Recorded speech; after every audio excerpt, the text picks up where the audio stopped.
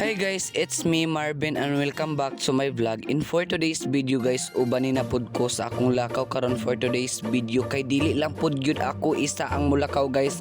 Tanan kami youth diri sa New Apostolic Church kami ang mulakaw karon for today's video. Kay manglakaw man ta guys, siyempre nagprepare na pud ko dirang dapita for 2 days and 1 night. So mauto akong gipang prepare guys ng mga gamit and mga sapato. Siyempre di gyud na mawala dai.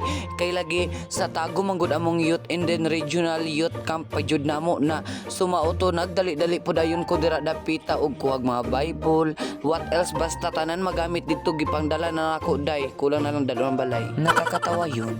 So fast forward na rin dapita guys, di adto dayon mi diri sa Salaysayon kay lagi naamara naman po dayon migbas kay lagi mag-commute raman mi for today's video kay lagi mag-commute agoy. Tama ra pag gyud kayo guys kay lagi pag abot gyud namo dito sa Salaysayon, maupod gyud pag abot sa bus sumauto dali dayon mignaog dito sa kaning gisakyan namo bunggo and then mo to nisa ka na po dayon mi diri sa bus kay lagi manakay naman ta sumakay ako sa bus achar lang.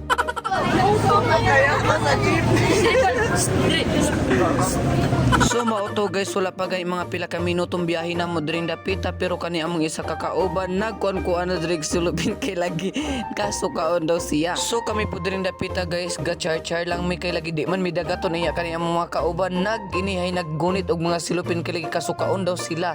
And then fast forward ta diring dapita guys naabot na gyud mi diri sa terminal sa Tagum. And mauto guys wala sa dadugay na nakaya na lang pud mi dirang dapita kay lagi para makaadto na pud mi sa Tagum Central kay lagi dito aman among youth. And then moto nagbiyahe dayon mi dira and passport na din dapita guys mga pila ka minutong biyahe na mo naabot na yun mi diri sa New Apostolic Church diri sa Tagum. So moto guys wala pa ganang langan ni adto dayon mi diri sa simbahan kay lagi mag-prepare pa pud mi para sa activity karong gabi. So maoras gud siguro to guys sulatan ninyo ang part 2. Bye.